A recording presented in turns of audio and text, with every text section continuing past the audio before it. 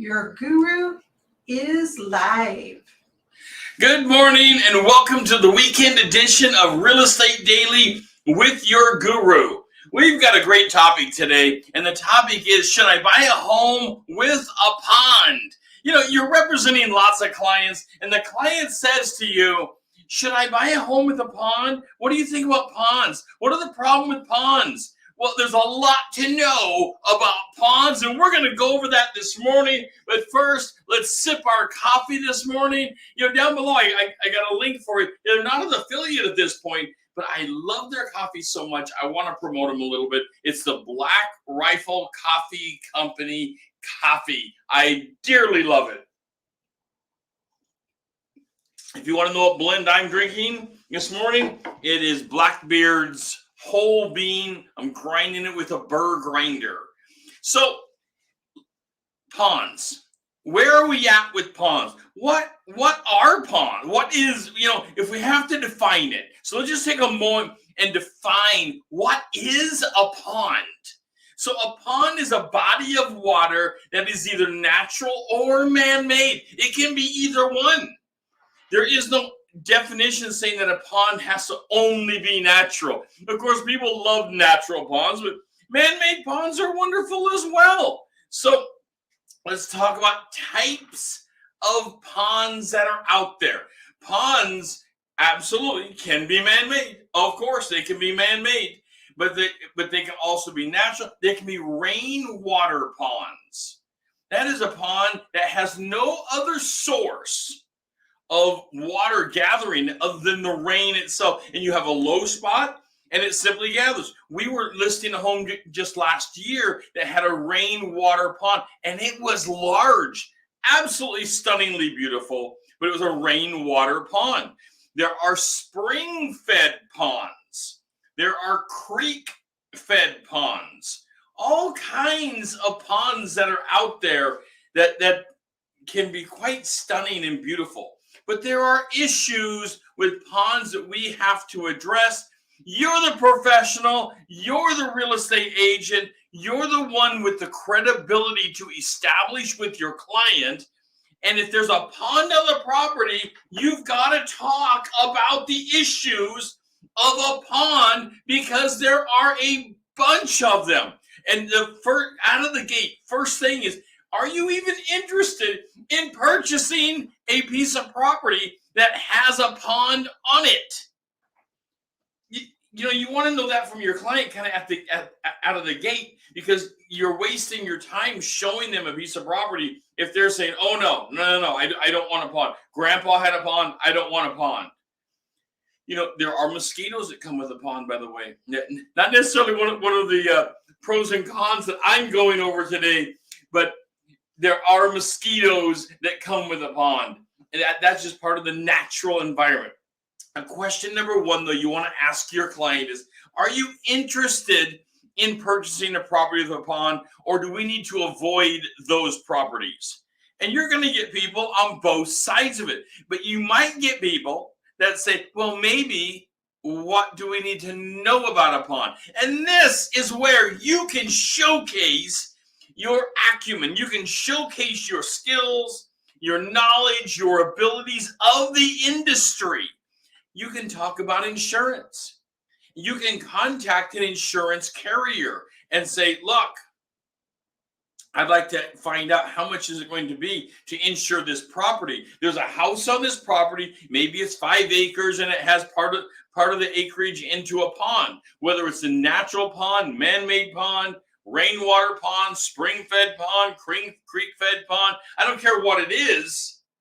You might want to find out what is the insurance issues going on with the pond, and how does the pond impact flood zones.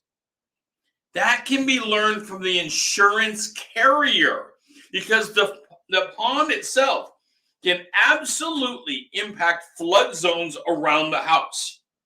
Now, it may have never flooded, but that doesn't mean it's not going to impact it from an insurance point of view. So you want to learn and get your client up to speed with insurance issues if they're looking at a body of water on the property. So what about maintenance? Because all the time people say, well, there's no maintenance to a pond. There actually can be lots of maintenance when it comes to a pond, depending on how you want the pond to be maintained. I know that's kind of a ridiculous thing to use the word in its own definition, but it's true. So a pond may be covered with heavy tree coverage. You may have trees fall into it, and it may disrupt the pond itself. It may disrupt the water system that is flowing within the pond, and you may have to maintain that. You may have to maintain the shoreline of the pond. You may have to maintain ingress and egress from the pond itself, because there are safety issues, because these are what we would legally call an attractive nuisance. Potentially, not always, but potentially your pond is an attractive nuisance. More likely it's an attractive nuisance, and I'll go over that in a second. More likely it's an attractive nuisance, so if it's man-made, you put it there. It's not just natural. It's not part of the natural environment that existed. You went in, or someone before you went in and created this thing. And now it's a man-made, and you have created an attractive nuisance. An attractive nuisance is something that interests children primarily, but not always. It can just be an interest of people. You're an attraction to them because you now have a pond. It's like having a swimming pool, and people are attracted to these kind of things. And if they're attracted to it, there is a safety issue that goes along with the pond. Just like it would go along with a swimming pool or a swing set or anything else you put in your yard, you may have to gate it so that people aren't using it or coming around easily to it when you don't want them to. All right, let's take a moment here. Slow down a second. Let me take a sip of coffee, because it is the weekend edition, and we're building your business. And how do we do that? We build your business through knowledge, skills, and abilities, making sure that you are ready to answer the hard real estate questions that your clients have for you. Take a minute and follow us on Facebook. Pardon me while I sip some coffee. Take a minute, follow us on Facebook. Go to YouTube and open up even a deeper resource for you that is free to you. All you have to do on YouTube is hit the subscribe button. Hit the subscribe button, and it will open up the members-only events to you. The Guru member-only events. And this is where we take a deeper dive, a much deeper dive into building your career directly. I have one goal, and that is to make your career the biggest in 22 it ever could be possible. Take what you thought was possible and multiply it by 10. Let's build your career to huge. The year 22, it's only, we're in mid-February here, and it is on fire. Were you watching last week at the listings coming on? All of a sudden, the weather's getting a little nicer. In the Portland area, we had a mid-60s degree day yesterday. We're having another one today. I will say, where I live out in the gorge, it's not quite that warm, and we're having winds now around 50 miles an hour. But in the Portland area, we're having some warm temperatures, and people's thoughts turn to spring. And with spring, people start getting more serious about buying a house, and they get more serious about listing their house. And I want you in front of those people. All right, there are benefits to a pond. There's lots of benefits. Let's talk about a couple benefits. How about beauty?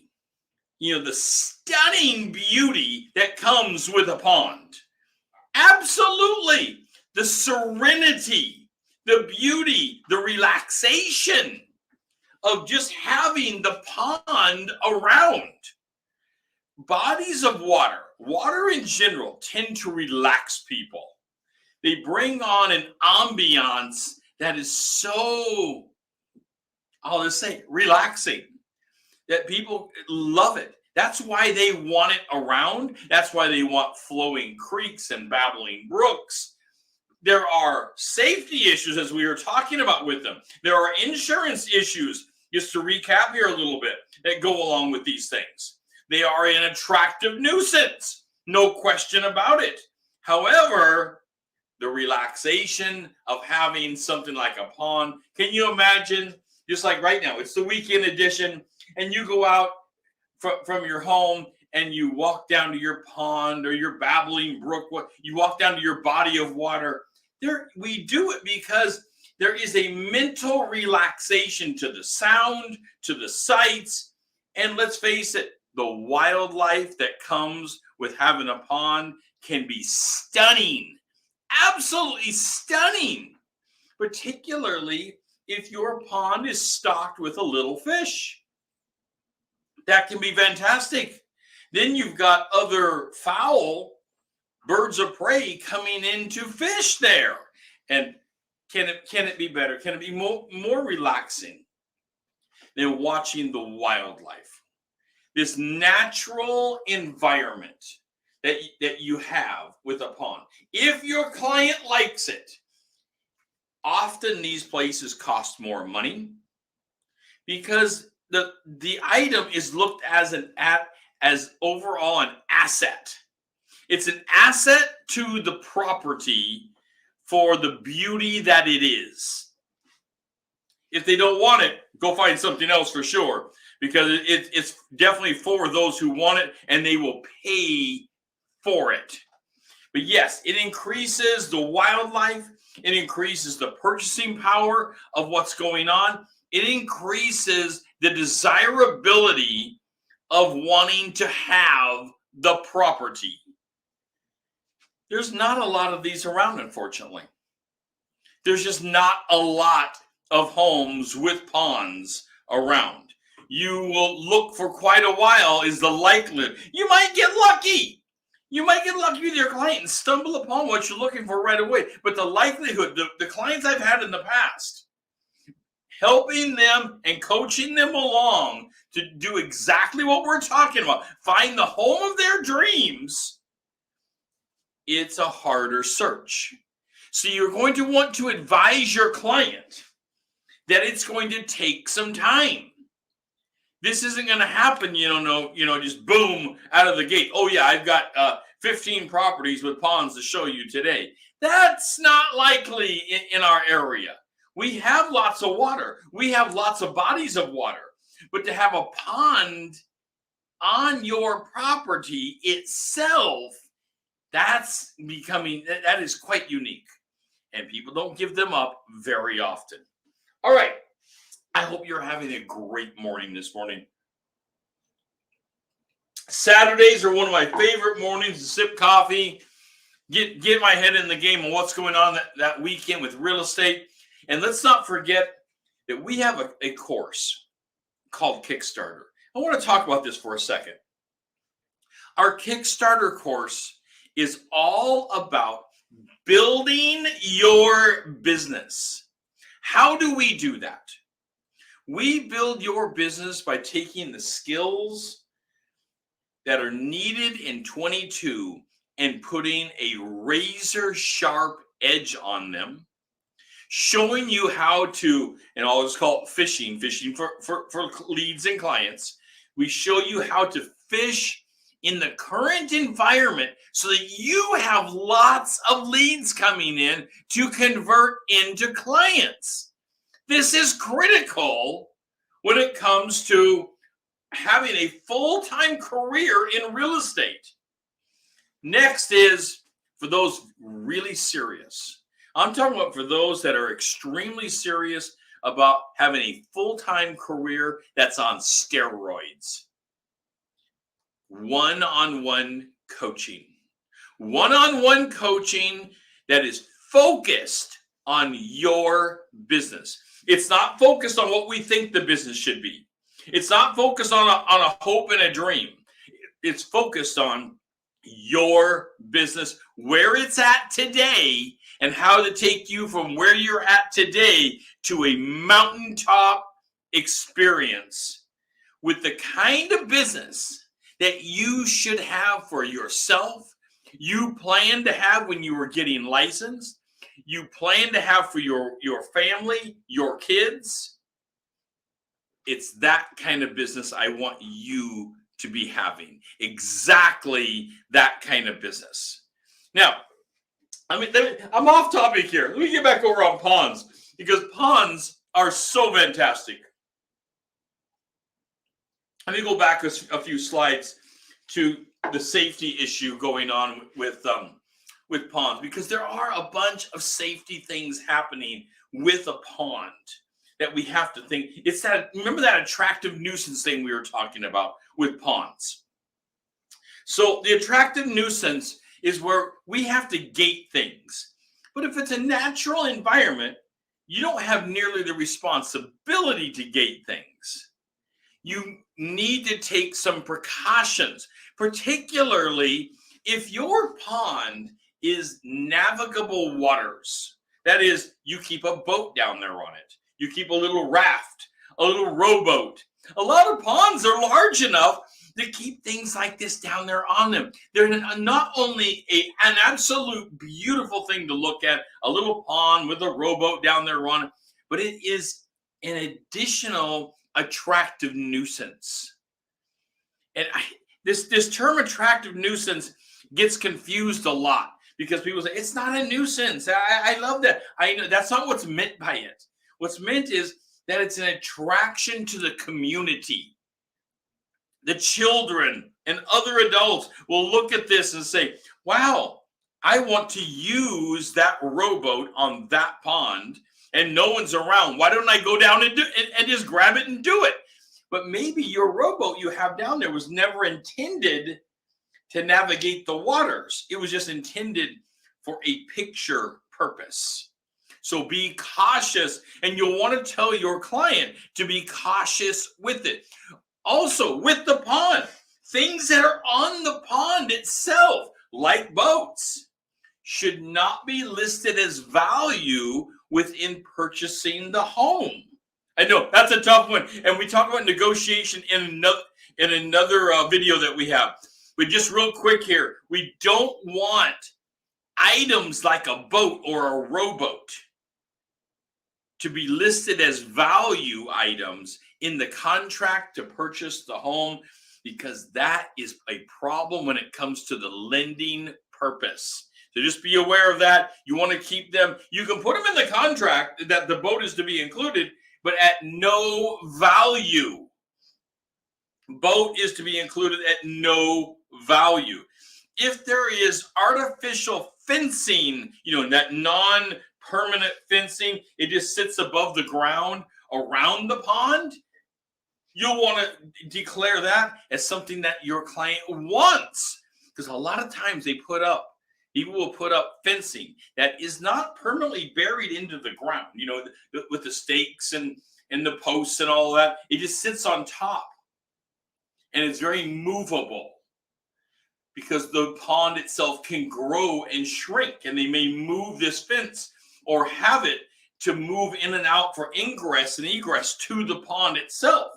But you'll want to include that type of fencing since it is personality.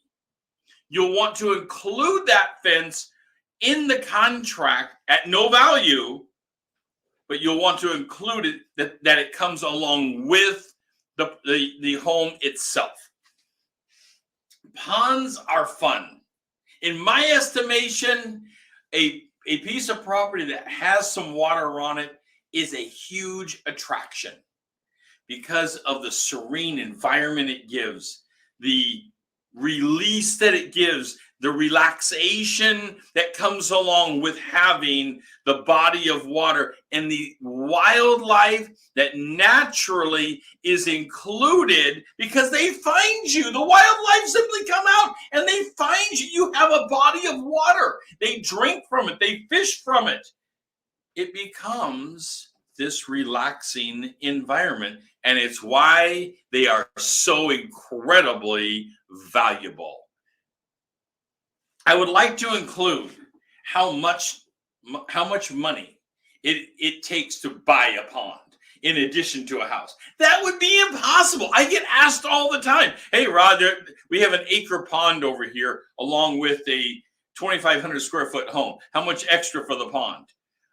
That would be an impossible thing to separate. Each home, each property that has a pond that comes along with it has to be valued by itself. Now, of course, you're going to go out and pull comps. You're going to pull other properties in the area that have ponds. There's going to be few of them, but you'll pull the ones in recent history that were sold with a pond. But your home, the one you're getting ready to sell, either through helping a buyer get it or the seller list it, ultimately, while you can look at comps, ponds are individually valued because they're different depths, they're different areas, different amounts of surface waters. They might be navigable, they may not be. They might just be a very shallow 6-inch body of water that, 6 inches, you're not going to navigate 6 inches. That's closer to a swampland than it is an actual pond, even though it qualifies. It qualifies as a pond for sure, but it's just a very shallow pond. Let me get another sip of coffee this morning. There is no requirement as to how deep a pond has to be to become a pond. As long as it has surface waters and it's contained, it is a pond. No matter whether it is rain-fed or spring-fed, either way, it is still a pond. Different things can be done with it depending on how deep it is and how large it is, but it's still a pond no matter. All right, today we've been talking about some ponds and the value to individuals of ponds, not the actual value of a pond. As I said, that would take pulling lots of comps and some analysis that you're going to have to look at upon pulling lots of these and seeing what you can possibly do to put a value on a piece of property that has a pond. Difficult. We've talked about researching for them and finding out whether your client is actually interested in them. That's question number one. Are you even interested? You said you want a home with some acreage. Are you interested in a home with acreage that has a pond on it? Knowing, of course, that the pond can bring an attractive nuisance as well as relaxation and great joy and wildlife. You want to remind them of these things. You're bringing your client up to speed with the assets of a pond. Remember, we are the professionals. You and I believe strongly in your ability. You can connect with people I could never connect with. We need you in the industry, and you need to be knowledgeable about things like a pond. If you're going to sell a home that has a pond on it, you need to have these minimum skill sets of knowledge to at least ask the questions. For example, calling the insurance company in advance. That would bring huge value to your client. Can you imagine? You show up to a piece of property, it has a pond on it, and you can say to your client, hey, by the way, I've already called the insurance company about this to find out what are the issues with having a pond on this property, and what would the insurance rates look like for something like this. Can you even imagine the credibility that you have just established with your client because you're able to bring that kind of knowledge? The trust factor that they are going to have in you now just went up tenfold. a huge amount because they're not even thinking insurance. They're looking out there at the pond, and maybe they're favorable to a pond, and they're saying, wow, that's terrific. And you bring up the insurance issue and how much it's going to cost, and maybe it's very affordable. Maybe it's not even a big deal. That's fine. But you're putting that fire out up front, right out of the gate. You're also able to talk to them about assets of the pond itself, the wildlife. Maybe you've looked up the wildlife. Part of real estate is having fun with this. And you've looked up the wildlife that's in the area and maybe nesting at the pond. Maybe there's some wild ducks or geese that are nesting at the pond. And you can bring those things up. People are impressed with your ability to showcase your skills, knowledge, and abilities to them when it comes to assets of the property that they are looking at. And by the way, it's our job. Our job, and of course, our love of real estate goes a long way. This is Real Estate Daily, your weekend edition. I am your real estate guru, and I'll be talking to you very shortly.